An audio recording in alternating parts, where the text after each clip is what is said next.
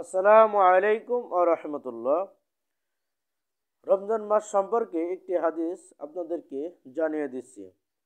হযরত সালমান রাদিয়াল্লাহু তাআলা আনহু বলেন, নবী করিম সাল্লাল্লাহু আলাইহি সাল্লাম শাবান মাসের শেষ তারিখে আমাদিগকে নসিহত করিয়াছেন যে, তোমাদের উপর এমন একটি মাস আসিতেছে যাহা অত্যন্ত মর্যাদাশীল ও বরকতময়। এই মাসে এমন একটি রাত্র রয়েছে, অর্থাৎ শবে কদর রহিয়াছে, যাহা হাজার মাস হইতে উত্তম। আল্লাহ তাআলা এই মাসে রোজা রাখাকে ফরজ করিয়াছে এবং এই মাসে রাত্রিগুলো নামাজ অর্থাৎ তারাবি পড়াকে সওয়াবের কাজ বানিয়েছেন। যে ব্যক্তি আল্লাহর নৈকট্য লাভের জন্য এই মাসে কোনো নফল ইবাদত করিল, সে যেন রমজানের বাহিরে একটি ফরজ আদায় করিল। আর যে ব্যক্তি এই মাসে কোনো ফরজ আদায় করিল, সে ব্যক্তি রমজানের বাহিরে 70টি ফরজ আদায় করার সমান সমান সব পাইল। আল্লাহ তাআলা উহা সবরের মাস, আর সবরের বিনিময়ে আল্লাহ তাআলা জান্নাত রাখিয়াছেন। উহা মানুষের সহিত সহানুভূতির মাস। এই মাসে মুমিনের রিজিক বাড়িয়ে দেওয়া হয়। যে ব্যক্তি কোনো রোজাদারকে ইফতার করাইবে, উহা তাহার জন্য গুনাহ মাফি ও জাহান্নামী হইতে মুক্তির কারণ হইবে এবং সে রোজাদারের সমান সওয়াবের ভাগী হইবে। কিন্তু রোজাদারের ব্যক্তির মধ্যে সওয়াবের কোনো কমতি হইবে না।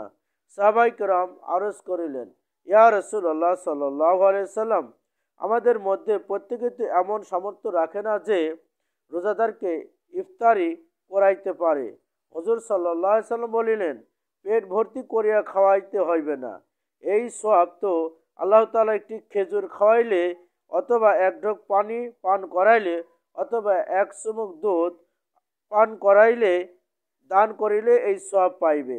উহা এমন মাস যে উহা প্রথম অংশে আল্লাহর রহমত নাজিল হয়, মধ্যম অংশে গুনাহ মাফ করা হয় এবং শেষ অংশে জাহান্নাম হইতে মুক্তি দেওয়া হয়। যে ব্যক্তি এই মাসে আপন গোলাম, কর্মচারী বা খাদেম এর কাজ বোঝা হালকা করিয়া দেয়, আল্লাহ তাআলা তাকে মাফ করিয়া দেন এবং জাহান্নামের আগুন হইতে মুক্তি দান করিয়া দেন। এই মাসের 4টি কাজ বেশি বেশি করিতে থাকতে হয়। তার মধ্যে 2টি কাজ আল্লাহ তাআলার সন্তুষ্টি হাসিলের জন্য, আর 2টি কাজ এইরূপ যাহা না করিয়া তোমাদের উপায় নাই।